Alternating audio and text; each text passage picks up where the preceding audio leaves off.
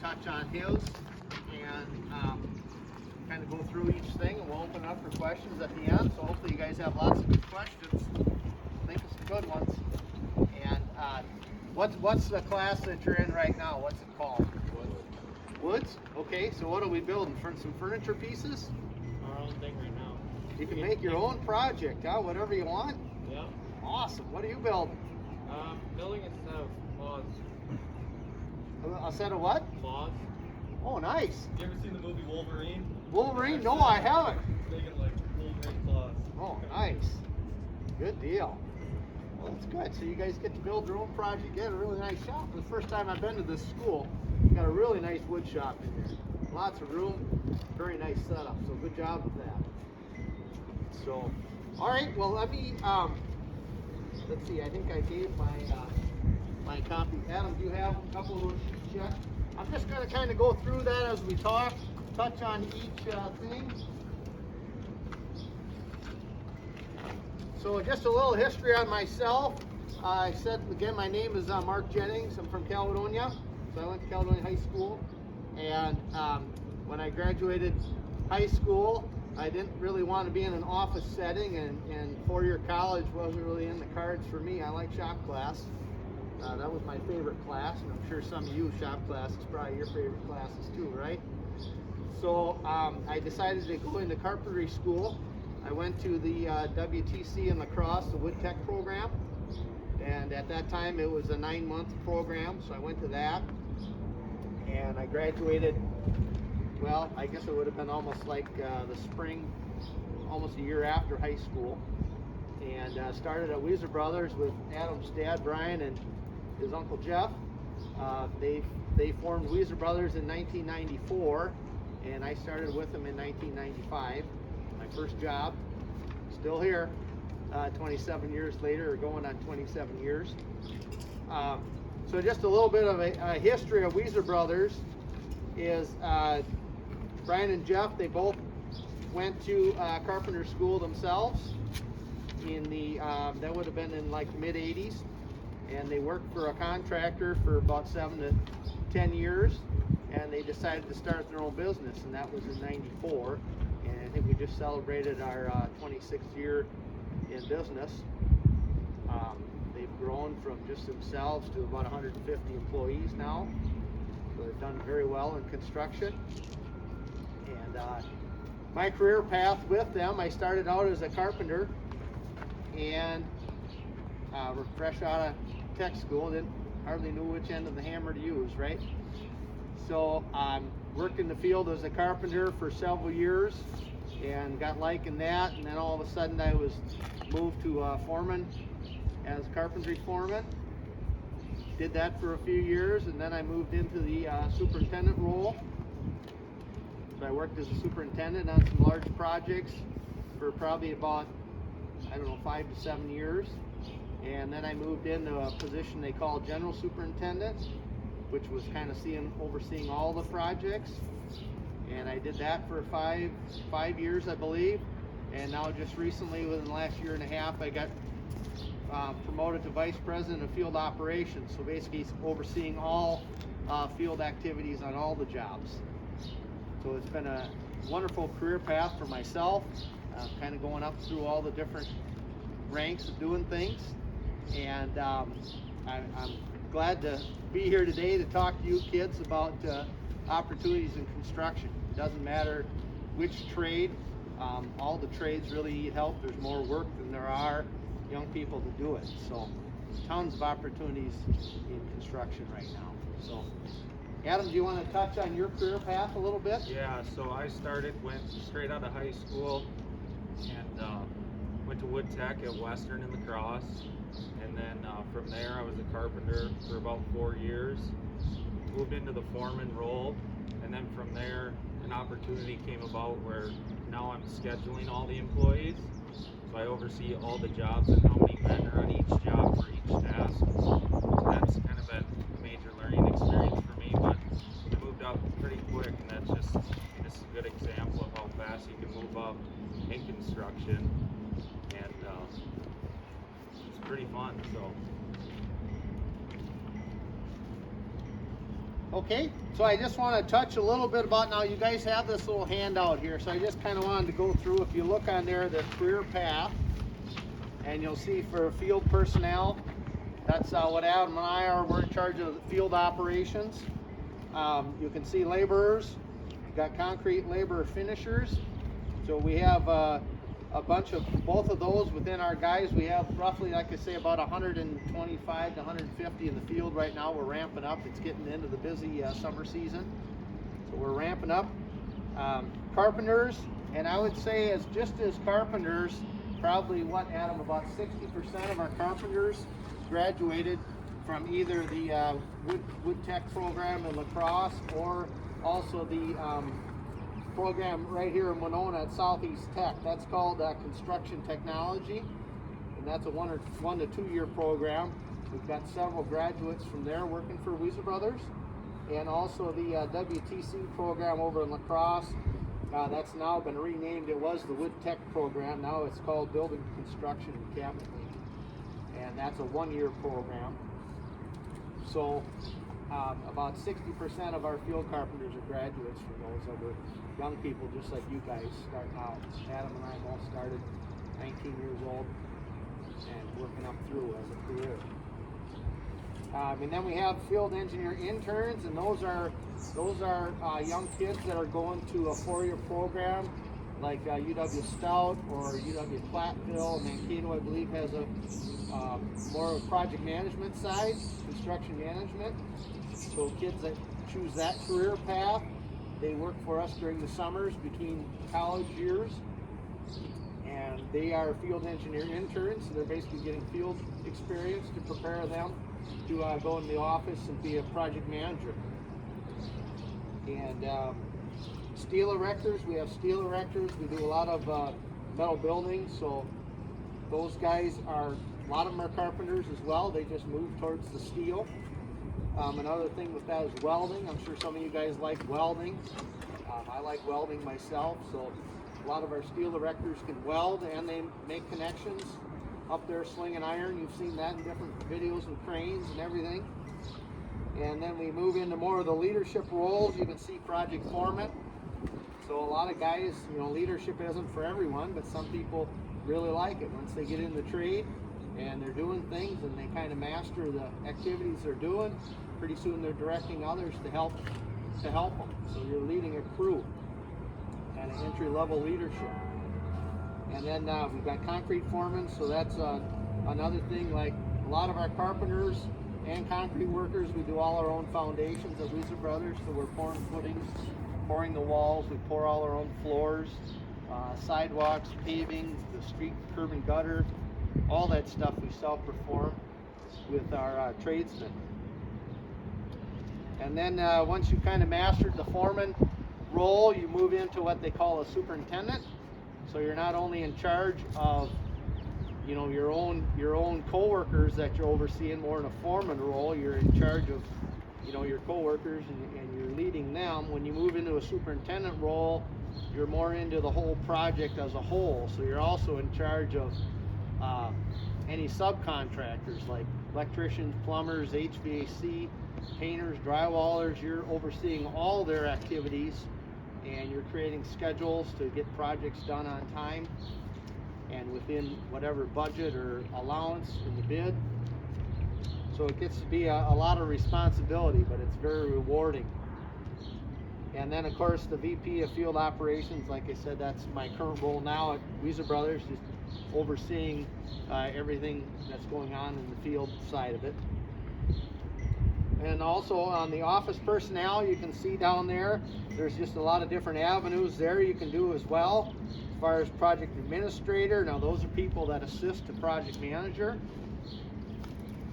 They work directly with them and help with all the bids and the paperwork and everything.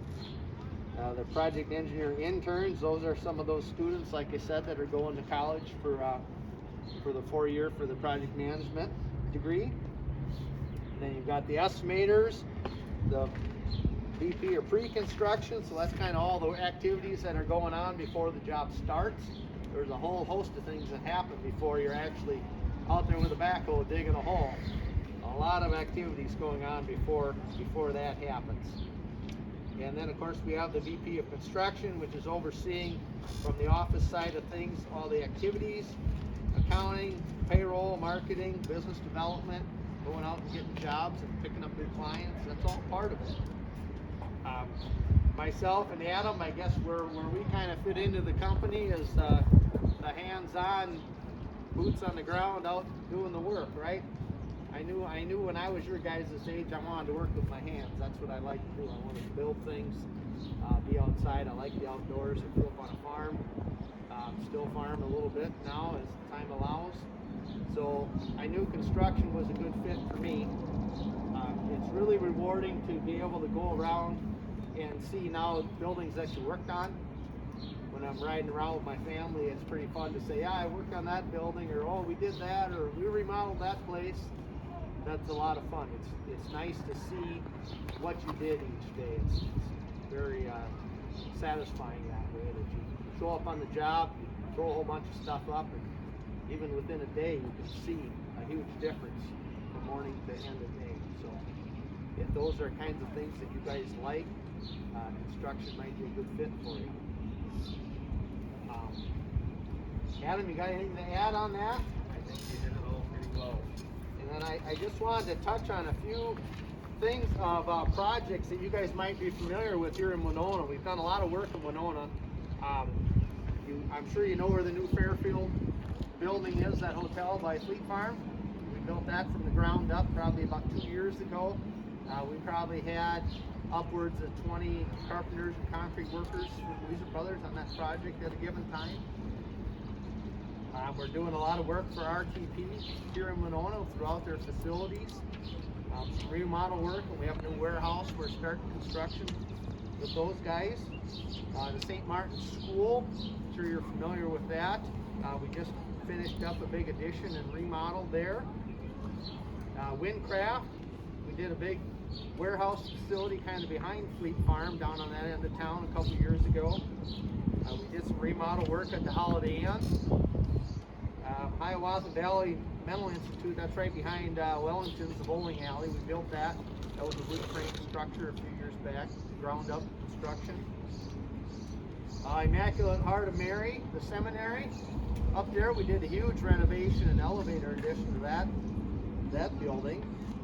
And then also the Dahl Toyota, Dahl Chevrolet, and the used cars right up the highway here on the left. We did all those individual buildings over the course of probably 3 or 4 years. Winona State, a lot of concrete work we did for them and some remodels. St. Anne's Healthcare, and also the Bluff Country Co-op, the little grocery store downtown. We did a major renovation on that a couple years ago. So a lot of local work. We do a lot of school work too. We've done, I don't know if you guys play Rushford Peterson in any of your sports or anything, but we built that school from the ground up here, I think, in 2017, 3 or 4 years ago. That's a K through 12 school. That was about a 20-month job, so we probably had upwards of 40 guys at a given time on that project. We're also doing some major renovations right now at La Crescent, so maybe you guys play the Lancers, I'm not sure, but we're remodeling the elementary school and the high school there. So who knows, you get into the trades, you might be here remodeling your school. We had 2 students that were graduates of La Crescent High School, and they came on with us that summer to help as laborers. So they were in there swinging mauls, knocking down walls in their wood shop and busting their whole school up. You think they weren't having fun, huh? They were there early and stayed late every day while they were wrecking things. So that was pretty cool. But I guess as far as the trades, we wanted to touch a little bit. You know, we kind of focused a lot on carpentry and concrete because that's what we do at Wieser Brothers. But there's just tons of opportunities, whatever you like. Masonry, HVAC, electrical, painting, drywall, plumbing, tons and tons of opportunities. And you know, it's amazing just in my career how much technology has come in, because I know you guys are all way techier than I am. It's kind of a generation thing. We actually have today, we've got a brand new bulldozer that we purchased last year. We got it on a site today. It's complete GPS controlled, guidance system. We're just getting it going.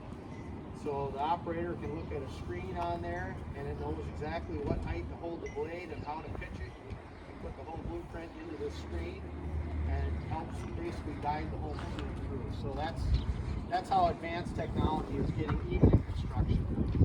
I mean, there's total station equipment, GPS equipment. There's tools that we used 10 years ago that were our primary, this is what you gotta have. Now they just sit on the shelf and are full of dust because there's newer, better ways of doing things. So it's amazing to see how fast construction evolves. Nail guns now, when I first started in the trades, they were just coming out and they probably weighed about 20 pounds a piece. It was almost easier to use your hammer at that point till you got used to them. And now they've got ones that you slip a cordless battery in and you just go to town with it. You don't even need air or a little half cell or nothing. It's strictly a cordless battery. I'm sure you have some cordless drills or impacts in your shop that you guys are building with. Pretty amazing. Now they make a nail gun that you can frame a whole house with just by sticking a battery in. So it's a lot of fun to see all the different things. So I guess, Adam, you got anything you want to add to that? We buy a lot of tools, so we try to keep it nice and stuff around, but a lot of tools make the job efficient. So that's one thing. Yeah, so that's part of Adam's role is he's in charge of every carpenter and concrete worker we have gets issued a whole host of power tools. They get a skill saw, a nice cordless kit, sawzalls, hammer drills, everything that they need every day the company issues to them. Adam gets to go out and buy all these tools, so he likes buying stuff. But do you guys have any questions at all for me? I've been doing most of the talking. I'd like to hear from you guys. Yes? What's both of your favorite things you've handled in construction? The most favorite thing that I've handled in construction? Wow, that's a good question. I think some of my favorite things that I've always done is I've always liked pouring concrete, doing foundations, footings and walls and getting everything out of the ground because you kind of pull up to a site and there's nothing there, right? It's either a field or just an empty lot. And the first thing you do is dig down in and start pouring footings and start making something out of it. It's very rewarding. I've always liked it. It's fast work. You can get a lot done in a day. So at the end of the day, you can stand back and look, wow, we got all that done today. So that's probably one aspect. I don't know, Adam, what's your favorite part of construction? My favorite part, flat work. It's fun to watch. We have some laser screeds and they just lay the concrete down and then this big machine just pulls the concrete back at the perfect grade within like 16th of an inch. See the pump set up, concrete trucks rolling in. That's my favorite part. Yeah, that's a big day too. You can really see a lot of progress on a day like that. You pour a thing something about the size of a football field. It's you got a good day. But there's a lot of other aspects to that too. There's we have all our own finish carpenters. So if you guys like some of your cabinet making and things that you're building in here, some people like doing cabinets, installing doors and trim and building furniture and things like that. It's a whole nother avenue. So a lot of guys that we have that are finish carpenters, they'll be obviously the concrete workers will come in, get the job out of the ground. The framers, the carpenters, they'll come in and build all the walls and put the roof system on. And then the finish carpenters will come in after the drywall's done and they'll hang all the doors and all the hardware that goes on, all the cabinets that go in, trim and windows, and help kind of finish on that side of the job too. So, any other questions, guys? Yes? Would you say that technology is making construction easier now? Yes, technology is definitely making construction easier. Great question. The laser screed that Adam had just referenced, basically a 10-foot wide machine that someone operates and basically screeds off the concrete for you. And it's totally laser controlled, so there's sensors that tell you exactly what height you need to have it on, and that's basically doing what the work that 2-3 guys used to do, pulling a board breaking that concrete back, where this machine is just doing it. So definitely a back saver. So you can get more done more efficiently with less help. So that's a great example of technology. And like I mentioned, the bulldozer with the GPS guidance, the satellite is basically telling exactly what the machine needs to do. Super high tech. So yeah, it's amazing how much every year something new comes out that is easier on the person and really fun to use. So great question. Yes, technology definitely is a huge presence in construction. Any other questions? Okay, you go first. How far do you guys like travel? Travel? I would say the majority of our work is probably about a 50-mile radius. So if you were to pick a spot from the crescent, most sites are within the hour. We have very few out of town where you go out overnight. There is a little bit of travel. We had one project that was in Northfield, Adam, kind of up by the cities. That was about 2 hours. So that crew stayed overnight. They work 4 days a week, Monday through Thursday, so they get 3-day weekends. Friday, Saturday, Sunday to themselves, work long days, Monday through Thursday. So that seems to be a good option for out-of-town work. Guys really like working 410s. But yeah, majority of our work is local and home every night. So great question, because there is a lot of travel in construction. Certain areas, so some people like to travel. They like to get out on the roads and different things. If you're young and single, sometimes that's get out and see the country, right?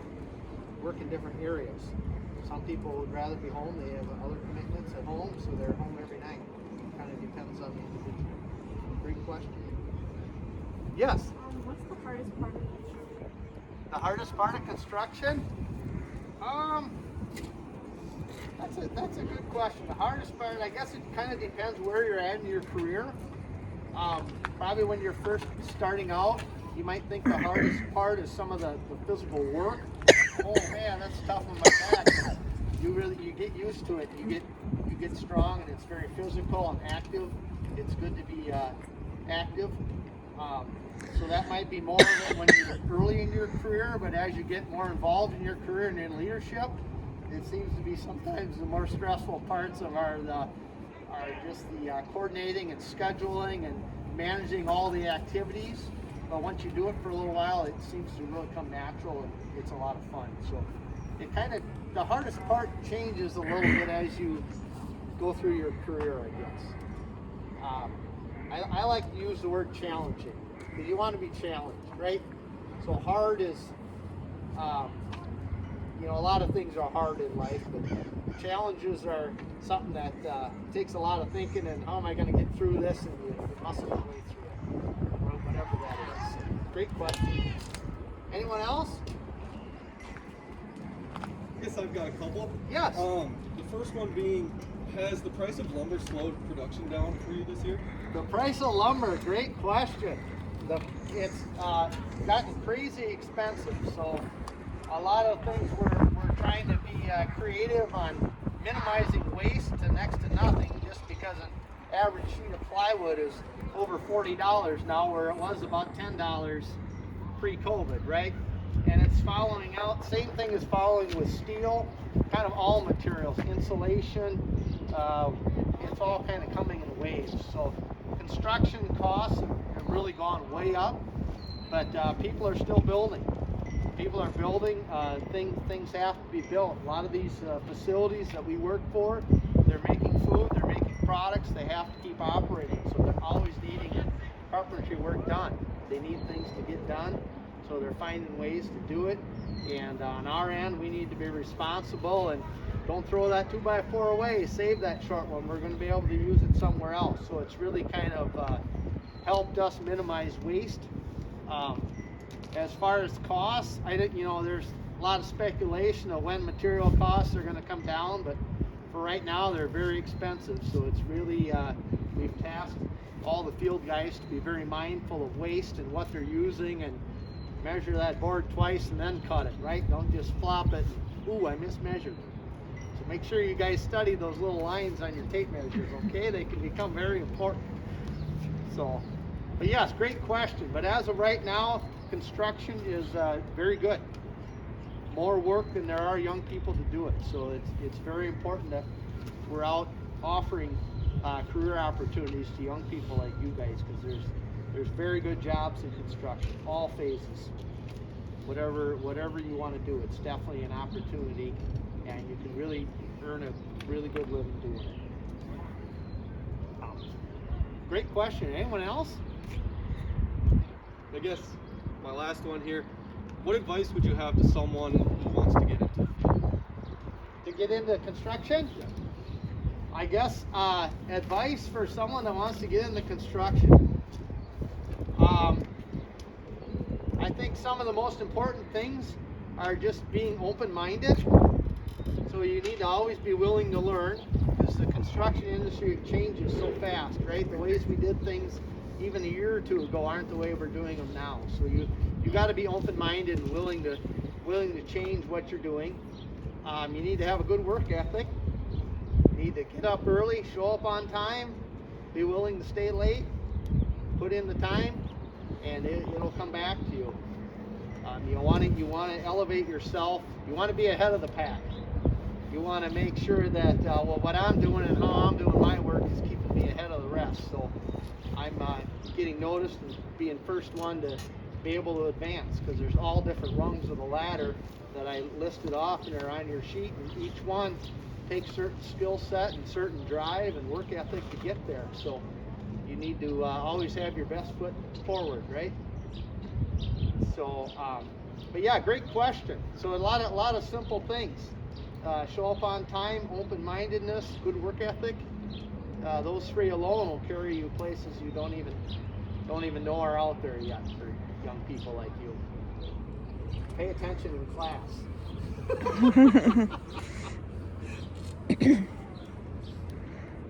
Great questions. Yes. What would be a good path to take so that you have lots of opportunities, you're not stuck with one thing? Oh, sure. Yeah, a good path. I guess as you graduate, like I said before, a lot of our carpenters, about 60% of our carpenters, so if you like the carpentry trade, like building, about 60% of who we have hired on have gone on to a tech school for that 1 year of training in carpentry and related. That's one way to do it. Otherwise, there's also, if you want to just get hired on with someone right out of school, there's opportunities that way. They offer apprenticeships or internships, they call, where you can just start working. And I know we've offered different tuition assistance. There's a lot of different avenues you can take where the company will actually help pay for that year of schooling as you're working. So as far as being stuck, I don't think you would find that that's something that would happen. There's just such a need and so many doors that will open just as you get started, get going. You're going to find that, man, I really like this certain aspect of construction, and you excel at it, and then you go that way, and then a whole bunch more doors will open. I don't think you would. I know you wouldn't feel that you were ever stuck. Too many opportunities. Great question. I like that. Yeah, so there's kind of different routes. You can go on to tech school, or you can get on with someone and start working right away and go through a little in-house internship and apprenticeship right with the company that you're working for. Or if you go on to the tech school, I think both programs actually do now, where they build houses or they have outside, hands-on. I know in town here, John works at Habitat for Humanity quite a bit with some of the kids. They're pouring concrete, they're framing, they're doing cabinets, all kinds of stuff. They got a real nice program here and in town, and I know in La Crosse they do as well. They build houses for the city of La Crosse. Each class gets to basically frame it, do all the roof system, and then they get to make their cabinets themselves in their cabinet shop, the whole kitchen. They build beautiful kitchens in the shop, and then they take them out to the school and get to install them. So each class gets their hands on every little piece of that. Good questions. How are we doing on time? Doing pretty good. We're doing good? Okay. Yep. We got a really interactive group. I like this. You guys got a lot of good questions. I appreciate that. So thank you. Anything else? Yes. You get paid more for the schooling you do for construction? You get paid more for the schooling. Yes, typically I think the more schooling, it seems like you're able to advance faster. So if you go to some of these programs, you're going to have that little bit of knowledge where a certain door opens up. You head that way and you're going to have some background on how to do certain things, and there'll be other doors that open up maybe a little bit faster than those that didn't. Either way works really well, but I think it would be fair to say you'll advance a little bit quicker, get up a few more rungs on that ladder with some schooling. Yes. You know, tech schools for whatever trade is a fraction of the cost of a 4 or 5 year college. Those kids are racking up huge student loans, and you guys are already got 3-4 years of working with trades before they didn't graduate. So you're starting to make a living a lot quicker. So that's something to think about as well. Either, you know, both avenues have opportunities, tons of opportunities. It's just how you're set up in the situation you have and what you see for your future. Any other questions?